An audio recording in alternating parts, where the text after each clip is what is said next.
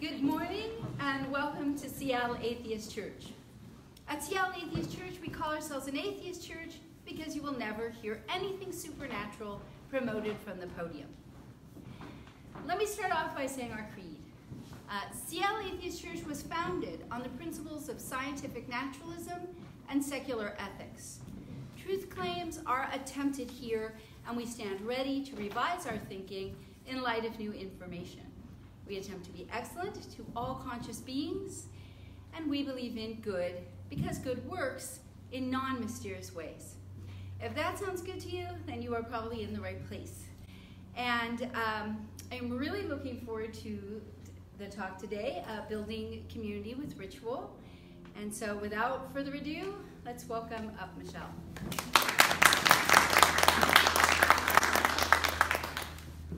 Thank you. I think that there's been a conflation in our culture between ritual and religious belief.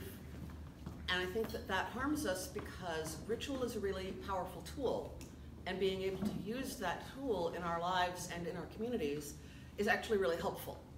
So what I want to talk about is what ritual actually is and how it can work to help us individually, and specifically how it can help us build up a community.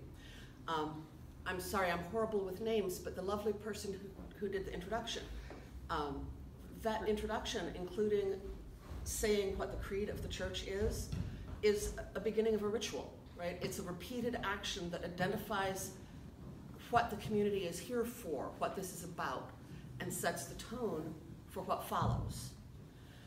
So a ritual could be something as simple as, if you're a person who meditates, when you meditate, and you're watching your breathing, and maybe you touch your thumb and one of your fingers together, right?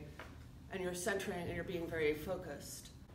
If you find yourself in a troubling place, if you've done that a lot, then just touching those fingers and taking a breath will restore you some of that centering that comes from having done that over and over.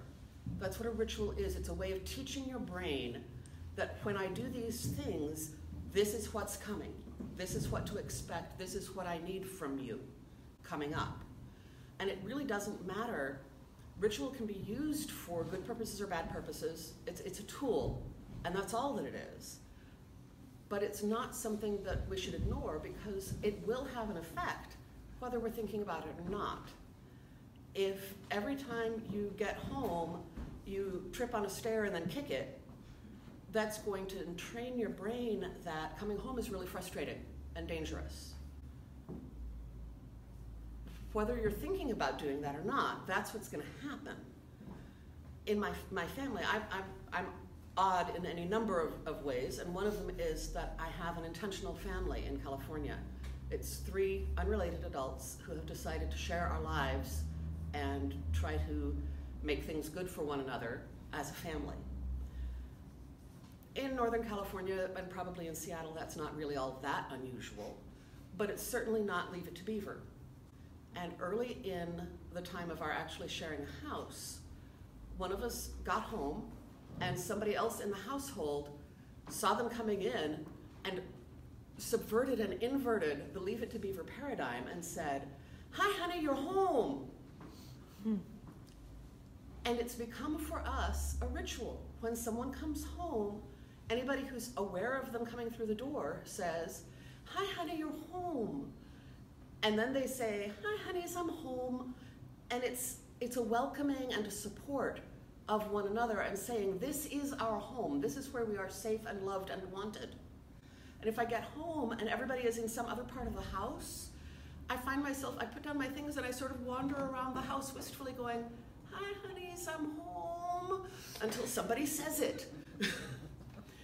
That's ritual, and it's powerful. Abandoning it because stupid people have used it to do stupid things is not really helpful.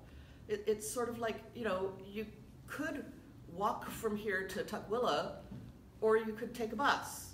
Either one will work, and you can do the things that ritual will do for you without using ritual. But why not take the bus, right? Establish those patterns for yourself and for yourselves as a community so that it's easy. It's compressed. It's a shorthand. Rituals are personal and communal shorthand.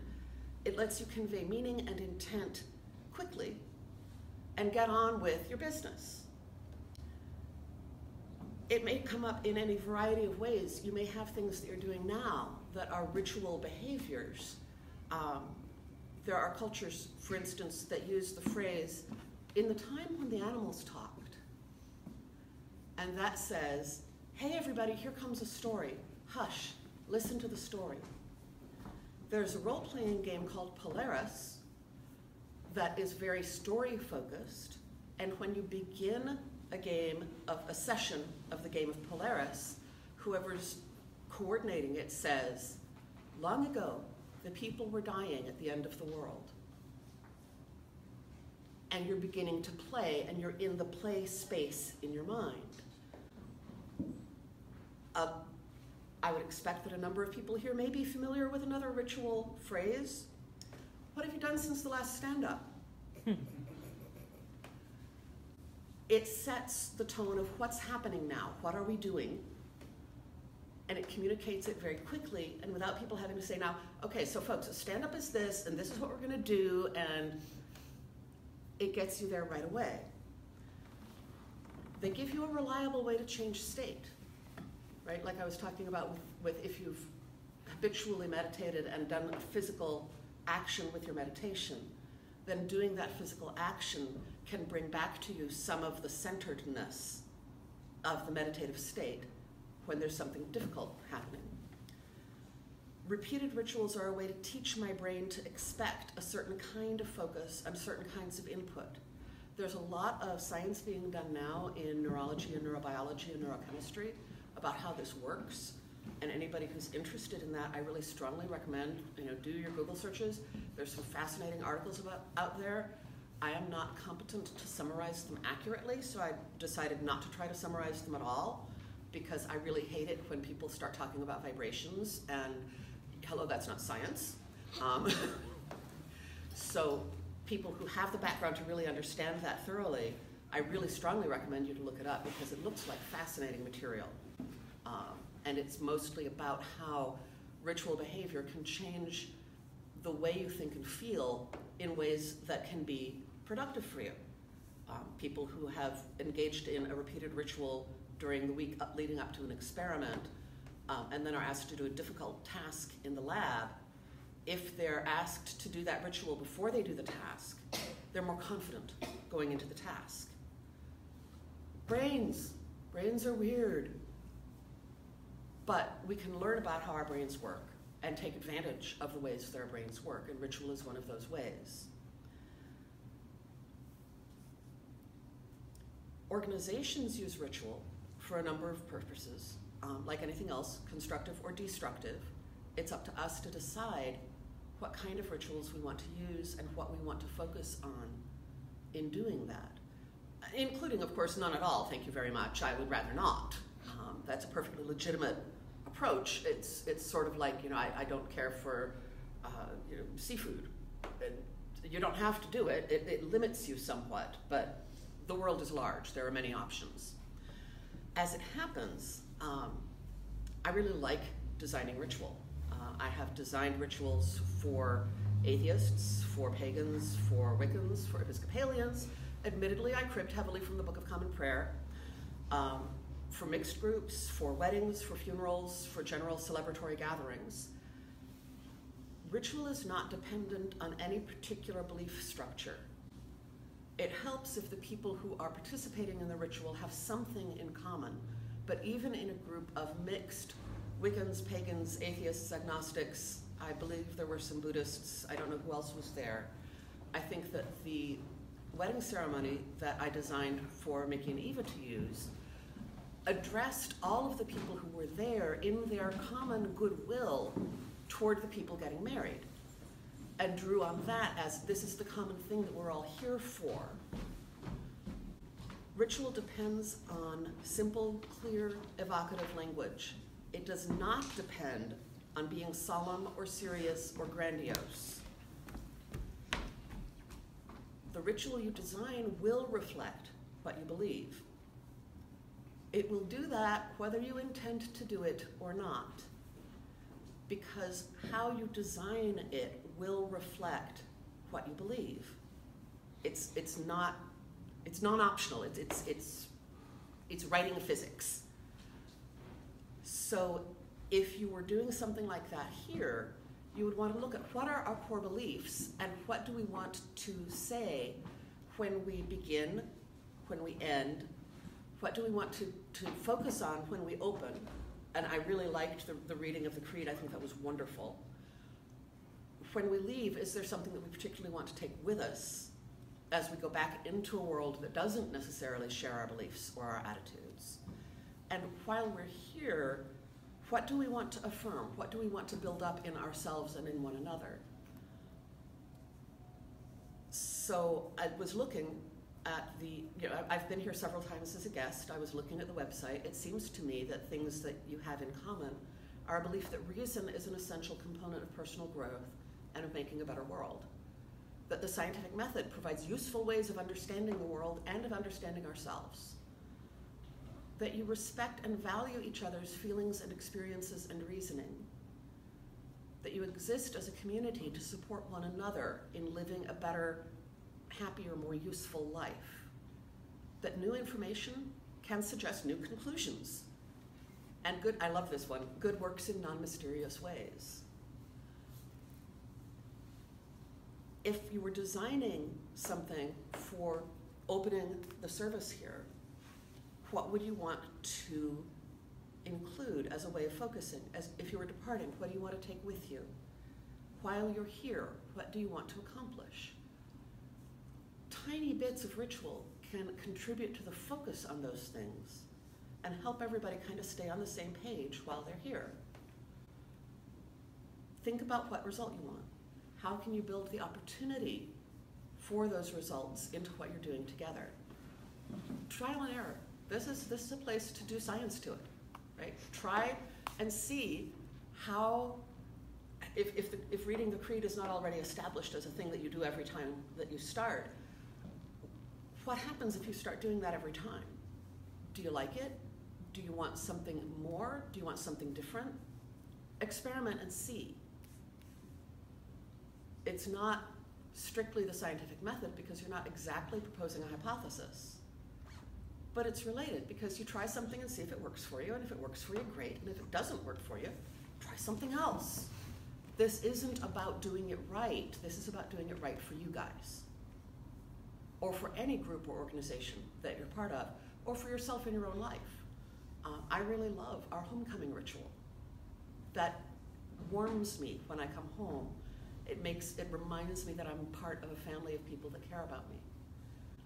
Tiny, tiny ritual. When I leave the house, one of the things that I do is I'm very careful about locking the house, not because we live in a particularly dangerous neighborhood, but because one of the people that I live with tends to be really afraid. And if you forget to lock the front door, which most people do from time to time, it's really scary for her to come home and find the front door unlocked. So for me, taking that moment and actively remembering, okay, I'm locking the front door and I'm protecting Sonia in a psychological way by doing the thing that gives her psychological safety. They don't have to be big things, but if there's something that you do all the time, it will build up in your mind. If every time I went out the door, I was like, oh right, maybe I should lock the door, that also will reinforce itself in my mind. And I will gradually get less careful of what I'm doing.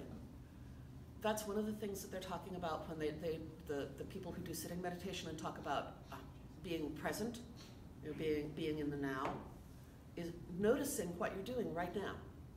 What are you enforcing in yourself? What are you building up? And thinking about what you want to build up. And then use whatever tools you can come up with to build those things up. And ritual, repeated action that has some meaning to you, whether it's a word or emotion, it doesn't matter. As long as it's meaningful to you and you know what you're saying with it, even if somebody else uses it differently, if you know what you're saying with it, and you do it repeatedly in order to build up a particular part of how you are in the world, it'll work. And it'll work for you individually, and it will work for you as a community. You can find ways. One of the things that some of the organizations I've been part of have done is they've had a little tiny ritual way of acknowledging somebody who's new, so that people know there's somebody new here, and they get to be welcomed and made to feel welcome and at home, because people have acknowledged them, and then other people, when they break up and do their coffee or whatever, people will go out of their way and say hello because they know somebody's new. But just that little bit makes a difference in the way the community thinks about newcomers. Even if that particular newcomer isn't necessarily personally, warmly gratified, as long as they're not upset, acknowledging the newcomers says to everybody there, we value people coming into this community. It's important to us to welcome people into this community. And that doesn't matter whether it's a role-playing game group or a church or the knitting society or whatever it is. Acknowledging new people and welcoming them says we are open to new people. And one of the hardest things when you're new to a group is finding a place to fit. Having an acknowledgement makes it easier for everybody to remember to make room for the new people. So I'm starting to ramble a little bit, I think. I don't know, let's see. I don't know how I'm doing in terms of time here. I'm happy to take questions from anybody. I'm also happy to do that in the circular thing later. Yeah, Mickey. If I were trying to differentiate a ritual from a habit, I would say that a ritual has some symbolic intent beyond simple repetition, beyond the action. How would you differentiate a ritual from a habit? In general, a habit is something that is valued in and of itself. The thing that you're doing produces the effect that you want directly. The habit of locking the front door ensures that the front door gets locked. When I'm locking the front door with the awareness that this is extra because I actually don't think anybody's going to break into the house, that extra acknowledgement makes it a tiny, tiny ritual of caring for Sonia. Because it's above and beyond the actual physical locking of the door isn't the point. Creating an environment where Sonia will get home and feel safe is the point. And locking the door has to do with that in the physical world. But it has everything to do with it for Sonia. Sir. Oh, I'm so sorry. Person in the back with the black coat. Richard E. Okay. All right. My problem is, how do you stop ritual from becoming a devotion or an actual part of the divine itself, shall we say? I mean, I'm saying this wrong. The people that don't salute the flag right now, the NFL players. Right. They're being, banned by the President of the United States. I shouldn't make rude gestures when I'm being filmed. Not following ritual. People have actually been killed for not following ritual. In Thailand, you have to have a picture of the king in your business, or nobody would, Ritual can become devotion, and how do you stop that? So the thing that I think is important, and one of the things I mentioned early on here is ritual is a tool. A sword is a tool. Fire is a tool. Anything can be misused. And ritual is certainly, the more powerful the thing is, the more dangerous it is to misuse it. If you're going to misuse a sword, I'm happier than if you're going to misuse an automatic rifle.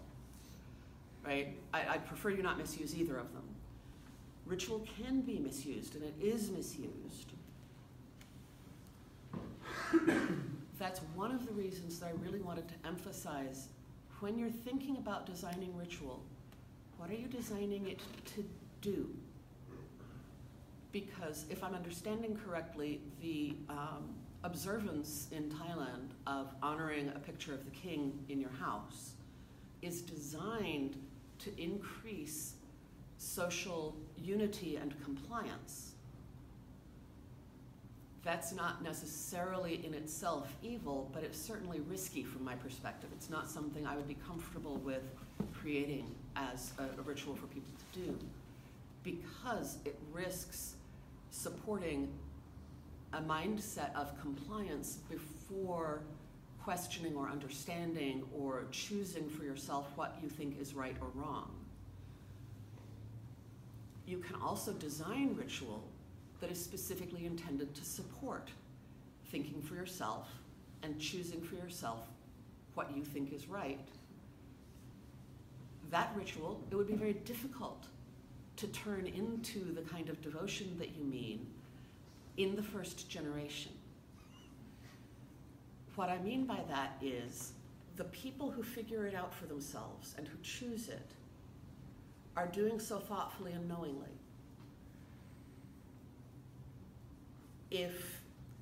May I pick on you? If you got up every morning and when you went out to the van, you took a moment and read your bumper sticker that says, "Do what's right even when no one's looking," or words to that effect. And you stood there for a moment and read it and you said, "Yes, I'm going to do that." And then you got in the car and you went about your day. That's a tiny ritual to support your decision to choose the right thing regardless of what's going on around you. That's admirable. If, as Miles grows up, he sees you go out to the car every day, stand at the back of the car and go, and he starts doing that, that's not necessarily admirable. He doesn't know what the intent of that is, and that ritual has become rote and is not useful. It may actually be destructive if he thinks he's doing something useful and he's not. So being clear about what the components and intention of a ritual are is really important, especially if it's something that's going to be passed from person to person. It's not necessarily a matter of from adult to child, but from one person who did the thinking about it to another person who may or may not be aware of the thinking behind it. And the same ritual can mean different things to different people. I personally am a very strange person. I have been known to identify as a polytheistic panentheistic monist. Happy to explain that to anybody who wants it explained at some point later, but not during this.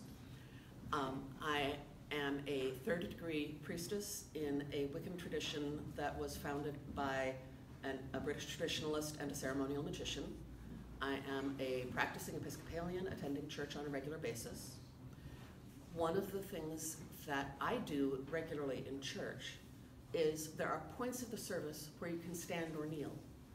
I choose to kneel at most of those points because of the meaning that I have defined for myself of what that is, and because when I grew up in the church, the option wasn't there, and I had built meaning into that works for me. And I find it very powerful and centering to be down and focused during those points of the service. Other people choose to stand. Some people choose to kneel because it's a habit. Some people, probably in some churches, choose to kneel because they're abasing themselves before the divine, which is just really weird and broken, and I don't get it, but okay. It's not the ritual itself in terms of the physical action that you're taking or the words that you're saying. It's being aware of the meaning that you're invoking or evoking and choosing what you want to build up with that teaches your brain what to expect, right? Because we're back to, that's what ritual does, is it teaches your brain an easy route to a thing that you want to do more frequently. I want to think of other drivers on the road compassionately. When somebody cuts me off in traffic, I try to stop and take a breath and wish them a really good day. And it teaches my brain to react to frustration with compassion and concern. And that's something I really want to teach my brain, because right now, that's really a challenge in a lot of cases, right? If I'm going to a march or something like that, and I'm going to be dealing with people that are frustrating or frightening to me, it's really helpful to me to have my brain already taught that when I feel that momentary impulse to strangle someone, the next step is take a breath and think about them and see them with compassion and care. It helps. It doesn't mean that I'm going to put up with bullshit from them, but it does mean I'm going to be seeing them as a person as opposed to a subject for strangulation. I don't know if that addressed your question really or not. I'm afraid I tend to ramble a little bit. Did you have anything else? No, I've actually been listening to the whole thing. You answered it a long time ago. I am so sorry. Thank you. See, it's the day. I always do try when I'm talking to make sure that there's a door behind the people I'm talking to. They can escape. Oh, yeah, I was going to say, it seems like we've transitioned into our sort of group discussion. okay, let's do that. Let's go ahead and make that ritual. So let's self-organize into a circle.